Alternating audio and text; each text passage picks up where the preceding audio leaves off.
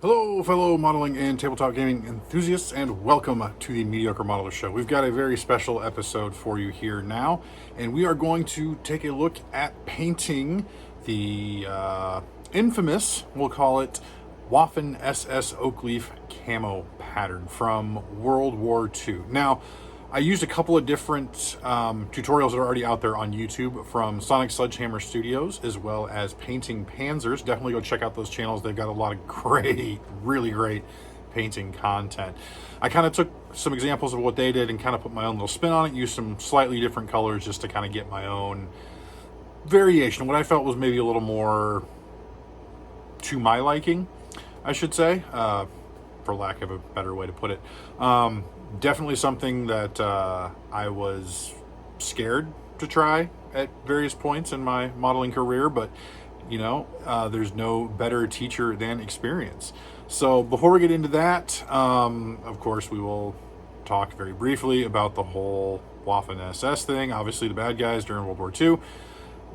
Most of us out there that are building and painting models for gaming or display of World War II German era vehicles, or even World War I, the Vietnam era, any era in history, the opposing side, it's not necessarily belief in the ideology, it's a challenge, it's recognition of scientific advancement, things like that. So certainly this is just a way to do something that looks interesting and have a little fun while doing it. And I know about a month or so ago, there was a very well-known YouTuber that released a video talking about playing as the Germans or the bad guys in bolt action. The funny thing was, this was a YouTuber that I don't think normally plays bolt action, is primarily a Games Workshop content creator.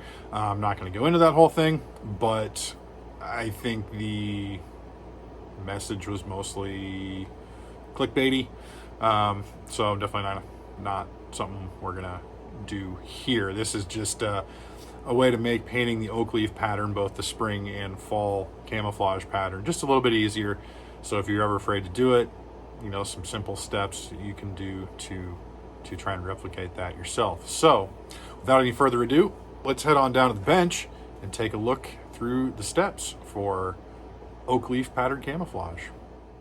Now, with all of that out of the way, here are the two models we are going to be demonstrating this technique, methodology, however you want to call it, of painting oak leaf camouflage. So we've got two Waffen SS shock troopers from Conflict 47. We got one with his assault rifle and the other with his LMG, sort of his MG42. I have actually learned the difference between an MG42 and a 43. Or 34 and a 42. The 42's got this square cooling jacket, whereas the MG34 has the cylindrical one. So, excuse me. So with all of those comments I made in the past, I do actually know the difference between an MG34 and an MG42 now. So, first thing we're going to do is we're going to hit these with a coat of primer. Most of the time I prefer a black primer. And I'm waffling on what I want to do. If I want to do a gray prime or a black prime. So we'll probably actually just go ahead and do gray. And for that, I simply use Rust-Oleum 2X flat gray primer. Rust-Oleum. Yep, Rust-Oleum. As I've said before, I've tried a number of airbrush primers and they've all kind of made me angry. Although Stynylrez gray isn't nearly as bad as the black, I just don't have enough of it. But we're just going to go ahead and use that Rust-Oleum to get these boys primed up. So we'll go ahead and get a coat of primer on these guys, let that dry, and then we will be back with our next step. Now, you may notice a bit of a difference from what I said in the last clip. So I was kind of waffling, as I mentioned, on what primer color to use. I ended up just going ahead and going with good old black. Again, it's the same Rust-Oleum 2X flat black primer. So I gave these guys an all-around coat. I prefer black. Yeah, it might take more for complete coverage, but it kind of gives a richer tone, I think. And it also makes doing the basing a little bit easier, because then I don't have to cover up quite as much. So for our first step, what we're going to do is we're going to give the fatigues a coat of German Camo, a pale brown, Vallejo model color, 70.825. And we are just going to put this on basically their overcoats as well as their helmet covers. Because if you've seen the pictures of these guys, they've got some black armor, carapace essentially on the chest, and it looks kind of like their pants are more of a German gray, or not a, well, more of a German gray, kind of like a German field gray. So we'll just go ahead, and for this I'm just using I'm actually using a size 6 filbert from Ammo, from a weathering pack that I picked up. So we'll just go ahead and get our paint kind of thinned out a little bit, and you don't need to be terribly what am I trying to say here? You don't need to be terribly neat here, because we're going to paint over any other mistakes that we make. So this is going to be the same base coat. You're going to use this German Camo pale brown for both the spring pattern and the autumn pattern. So we're just going to go ahead and get a full, we'll just start getting on there. And as always, you know, you don't want to try and get, you know, one thick coat, so we'll go with multiple thin coats. So we'll just go ahead and start getting this on there. Shouldn't take us very long, and obviously I'm just picked two guys out of this unit of 10, I believe, come in the box. Make sure we get under the lip there of that helmet cover, and it's definitely a lot easier to batch paint stuff like this, and definitely goes a lot quicker when you're trying to get units on the table. That is being very stubborn, but that's okay. An oil wash will help us take care of that. So yeah, so we can just kind of start focusing on, you can see a few areas here where the primer didn't hit, but we'll just go ahead, pop those in there. We'll make sure we get the neck of his sort of duster-ish, for lack of a better term, his overcoat. Kind of get those spots in between the armor plates, and those spots on his arms. You don't want to have your paint too thin. That might be a little bit too thin. Get a little bit more mixed in there. But yeah, so we're gonna go ahead. I'm gonna go ahead and get these guys based up, and then we'll be back with our next step. As you can see here, we've got our base coat of German Camo pale brown. Now this did take about 3 or 4 coats. For some reason, whenever I base coat with a brush, it always gets too thin, and it takes me a fair bit. So what we're going to do for our next step, this is going to be where we diverge. So both the autumn pattern and the spring pattern of oak leaf camo use the same base coat, but we're going to focus on the spring pattern because most of my army is based on a spring theme. So we're going to go ahead and start with the spring theme, and then we'll come back and we'll touch on the autumn theme. So just as an example, here is a bolt action German SS officer that I finished. You can see he's got that spring pattern overcoat on, and that's what we're aiming to recreate. So for our first color, we're going to use German Camo dark green from Vallejo model color 7979. So what we're going to be doing is just kind of putting in some little patches, some little splotches of color all over his overcoat. You don't have to be terribly precise, I guess, or neat here, but you want to, not go too crazy. You want to try and cover, I think roughly, a third of, maybe 30 to 40% of the tunic with this color. So we'll just kind of start right down here with this, and we'll just kind of make a little splotch there, kind of an irregular sort of shape, just fairly nice and simple like that. Now, one thing you do kind of want to pay attention to, because these uniforms, well, conjecturally, but The historical uniforms were, multiple pieces of fabric sewn together. So, for instance, this pocket here, we'd have one piece of fabric that makes up the flap. So we want to try and make sure that we get both sides of that to kind of be a little coherent. And then the actual pocket itself would be made up of a different piece of fabric, which would, of course, both then be separate from the rest of the garment itself. And we'll just kind of go ahead and leave those folds in there as though they were sort of that base camo color. I got kind of a stray bristle there that's putting an interesting little thing on it. That's fine. We can fix that up.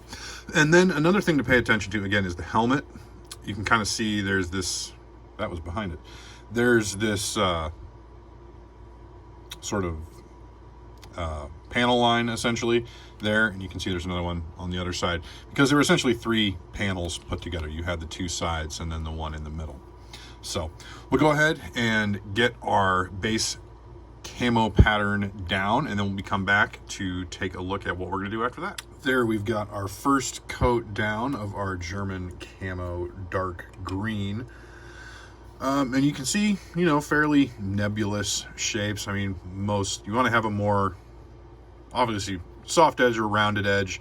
I've kind of got some like back here on the helmet. They're a little more rectangular-ish, but you want to keep them just kind of orb-like.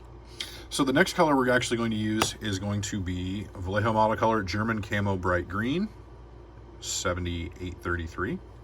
And we're going to use this to sort of fill in some of those blotches that we've already got in there. So make sure we just got our paint nice and thin here. And then we're just going to kind of go and, just generally kind of inside. And if you kind of stray outside a little bit, that's just fine as well. He doesn't, and you could even put a few little dots here and there around it just to sort of stray outside, add a little bit of variety to it, kind of soften those edges, soften up that silhouette a little bit, and we'll just kind of work that. Want to cover, maybe 60 to 70% of your dark green, but certainly doesn't need to be that much. And you are also perfectly fine to not do any of the little dots. So we'll go ahead and crack on with this and get these all filled in, get this next camo color on, and then we'll be back to take a look at the natural progression of the process. With that German camo bright green applied, you can see it definitely gives kind of a whole new feel to the camo scheme. Now, one thing that I have found that is difficult when painting camo, especially in such a small scale, is maintaining consistent size and pattern across the model, and it's not always something easy to do. I was going to say across an entire squad, but it's difficult across, in one single model. I mean, you can kind of see just variations in size and density all over this one. I mean, we've got a pretty good size hole right here with no camo on it, and of course all this other stuff, when you're trying to print around or paint around all of their gear and everything, makes it a little bit more challenging. But that's just kind of the nature of the beast, So take a look at this other one here. So this one, I'm just doing his helmet cover in the spring pattern, and then his cloak and everything is what we will use to do the autumn pattern here. So what we're actually going to do next is we're going to come back in with some of our German camo dark green, and we're just going to kind of put some spots in the middle of those bright green patches. And because if you take a look at an actual piece of the camouflage, you'll notice that, there's lots of little dots and color variations in between. So we're just going to kind of come in, sorry about that, and just, put just a couple little dots of that camo dark green in there, just to give us a little bit more variation, just to kind of break up all of that bright green. You don't have to do a lot. They don't have to make very big ones, just, enough to kind of break it up. Try and make them fairly random, which, is actually kind of difficult to do, especially when you have a mind that is so concrete and not abstract, such as mine. So, yeah, we'll just go and put a few little dots here and there. And again, you can even take some of that camo dark green and put little dots around there. We're not going to worry with that too much. If you want to go into a little bit of extra detail, you can definitely go ahead and do that. It will definitely not hurt the look of anything, definitely not hurt the appearance. You want to try and get them mostly circular, not like these blob dots like that.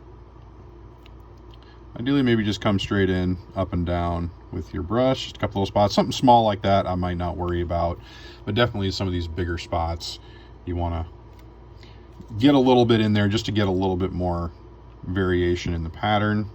And, you know, just kind of break things up like camouflage is meant to do. So we'll go ahead, get all those taken care of, and then we'll talk about our next step. Here is where we are going to take a little bit of a departure, again, like I mentioned, and we're going to work on the autumn pattern of the oak leaf camo. We're going to follow essentially the same process where we're going to just kind of make some splotches, some roughly organic kind of shapes. You don't want them all perfectly circular, but you know, a little bit generally. Kind of break up that pattern. So for this step, actually, I forgot to tell you what we're using. We're actually using German Camo Black Brown, again from Vallejo model color. Most of the colors we're going to be using are going to be model color 7822. And we're basically going to follow the exact same process, just with different colors as we did with our spring oak leaf pattern. So again, probably trying to cover about roughly the same amount. You don't have to be perfectly neat, but you want to keep them, fairly tidy, but doesn't certainly by any means need it to be perfect. And you want to make sure in these particular figures, you're kind of getting into some of those nooks and crannies, but of course, whatever figures you may be painting could be entirely different. So you might not have to worry about that quite as much. Remember, we're kind of trying to pay a little bit of attention to like pockets and things where it might have been from a different piece of material.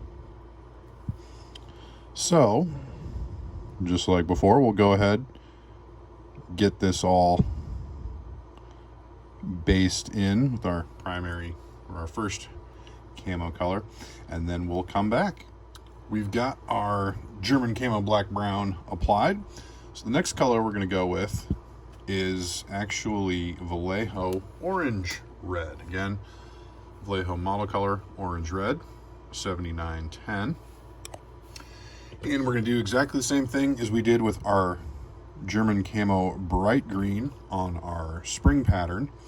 And we're going to go in on those darker patches, and we're just going to, apply some color in the middle there. And again, don't want to cover all of it, but you do want to cover a good portion of it. And again, you don't have to be perfect. If you stray outside the lines a little bit, that's actually not a bad thing whatsoever. Just gives it a little bit more break up in the pattern. Not a bad thing at all. So we'll go ahead and get this all applied. And then after this, for both, actually the next step for this, of course, is going to be coming back in and doing a few little dots with our darker color inside these brighter areas. But we will go ahead and just finish this up. Shouldn't take us too long. It might need a couple of coats because we are putting a fairly light color over a darker color. So might take a little bit extra, but as you can see here, again, just kind of trying to go for middle portions of all those. Doesn't have to be perfect. Definitely want to leave some of that darker color showing though. We'll go ahead and get this on, and then we'll be right back. Now that our orange is all on there, I'm starting to see the pattern is shaping up a little bit. So just like we did again with the spring pattern, we're going to go back in with our first camouflage color. So in this case, the German Camo Dark Brown. And we're just going to go put some little dots all up in that orange business. So again, just a few dots, don't need a bunch. And maybe not even in all of them, but you kind of want to just get a little bit of something there just to kind of break things up. Trying to keep it as random as possible, which is difficult to do, I'll be honest. I struggle with that myself quite a bit, but I mean, you almost got one that looks like little eyes there. You want to try and avoid that if you can, but just some little dots in there to go ahead and, again, break up that orange just a little tiny bit. So we'll go ahead, just hit all of these. Just like that. Nothing terribly big. Nice and easy. Happy little dots. Just channel our inner Bob Ross when we're working on this. Which seems very bizarre considering we're working on some Waffen SS camo, but yeah, let's take it nice and easy. But we're just here to paint some models that have an interesting camo scheme, just try and challenge ourselves a little bit. That's all we're doing here. Yep. And just finish up just a few more spots here. Some little dots. Trying to do an entire squad of these is certainly going to be interesting when we get to that stage, and that, I do believe, finishes us up with that. So I'm going to need to check my references here. But we have our two oak leaf patterned uniforms there. We've got our spring pattern with the green and our autumn pattern with the orange. So our next step is actually going to be a wash. So I actually need to check my notes here to remember which color wash I'm using. I think we're going to be using a brown wash here, but let's just double check the notes. Yep, we're going to be using a brown wash. So in this particular case, we'll be using good old-fashioned Agrax Earthshade, but you use whatever brown wash you have available. If you've got the who's a what you call it, Vallejo or Army Painter. I'm not sure what the equivalent for Army Painter would be. If it'd be probably be the Strong Tone, I would guess. Or if you've got any of those fancy new Vallejo Express washes or what. Well, we're just going to use Agrax Earthshade. Sorry for the shaky camera. I'm trying to shake up my wash here. So we'll just go ahead and get that wash all over these fellas. And again, as always with a wash, you just kind of want to just keep an eye out, make sure it's not pooling anywhere you don't want it to. You don't want to have any of those wonderful tide marks that these GW washes, well, and any acrylic wash is bound to do if you over apply and let it settle. But as you can see, it's really kind of toning it down. It's toning down the brightness of our bright green and kind of helping to tie everything on in together, and then just make sure we get all those areas where our uniform is behind the armor on this particular model. And of course, at this point, this is the only thing we've painted, so we don't need to necessarily worry about keeping it off of anything else. So I'm going to go ahead and get this applied, give this some time to dry, and then we'll come back for our next step in the process. Now that our wash is dried, we continue on with our next step, and that is actually going to be to add a little bit of color back to our green patches. So I've actually got a 50-50 mix of our German Camo bright green model color and Sky Type S Model Air 71302. Kind of makes an interesting little color. And again, similar to our last couple of steps, what we're going to do is just go in and then just put a few little dots in our green spaces just to get, you know, a little bit of a brighter color in there.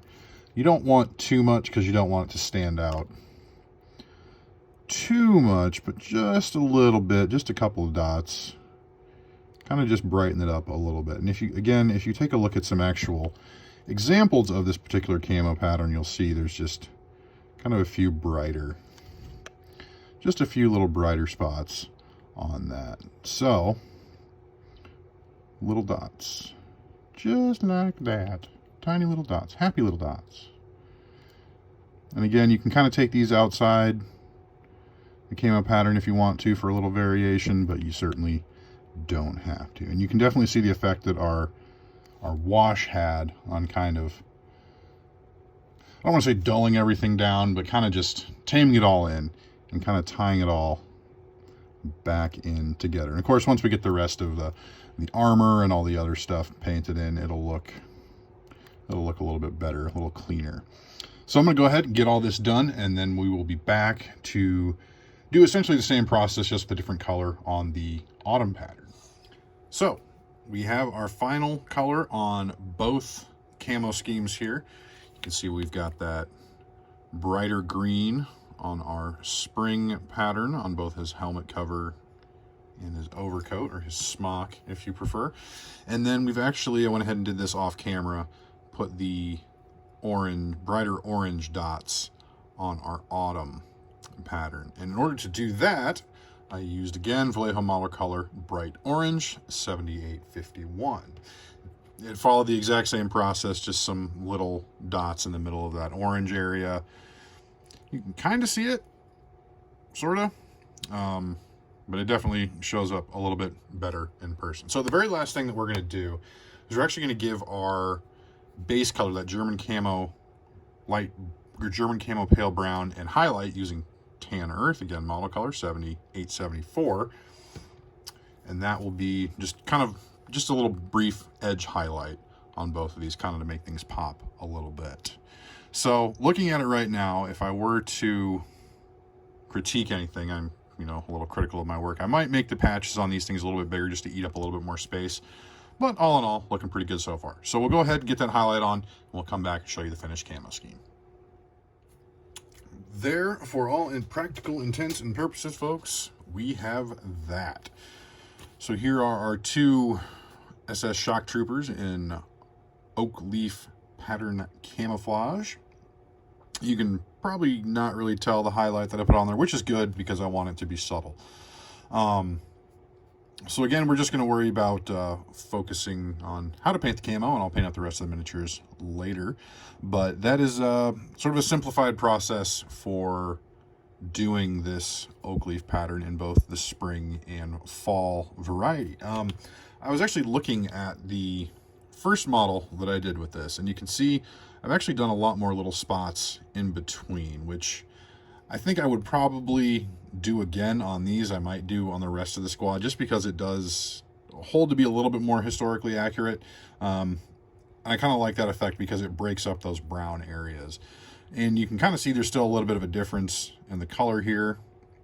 And this has had an oil wash and a matte varnish, and obviously this has not had those yet. So should fall in line a little bit closer with that. But all in all, pretty happy with how those turned out. And I think a squad of these guys in mostly the spring pattern, with a few, a couple of them might have helmet covers and one or two more smocks in the autumn pattern, I think will look pretty cool.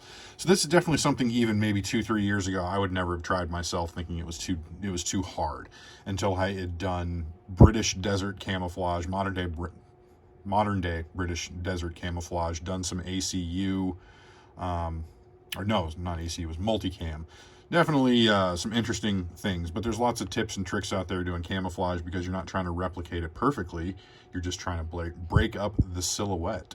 So there's some good guides out there for that. But so this is kind of my take on the guide. Again, I followed a lot of the same steps from the tutorial from Sonic Sledgehammer Studios. Definitely an excellent channel, go check that out, and you can kind of see where I took my inspiration from. So I hope you folks enjoyed that, and definitely don't be afraid to give it a try. It's actually easier than you might think. I went ahead and finished painting up these guys off screen, but here you can see the finished product, their full uniforms and everything. So there is our oak leaf pattern camo scheme for some Conflict 47 shock troopers. There we have it, folks. It's as simple as that. I say simple, it is a little time consuming, it's a little bit challenging, it's a little trying on the wrists and the fingies, but definitely a lot easier than I thought it would be the first time that I did it. And I've done it, maybe a half dozen times on a couple of various figures. So it's got pretty good results. definitely for 28 millimeter 156 scale looks pretty good. So hopefully this video helps if you were trying to replicate that. But again, there are a lot of really good gaming scale painting tutorials for those particular camouflage patterns, as well as, you know, woodland patterns, the P-dot camouflage patterns, the Marine Corps camouflage pattern for the Pacific Theater, all kinds of great tutorials out there from various YouTube creators. So definitely go check those out. So thank you very much for watching. I hope you enjoyed it. If you feel so inclined, like, comment, and subscribe. I don't know if it helps or not, whatever. It's just what I say. But yeah. So until next time, folks, may your paints be thin, your brushes be pointy, and your dice be hot.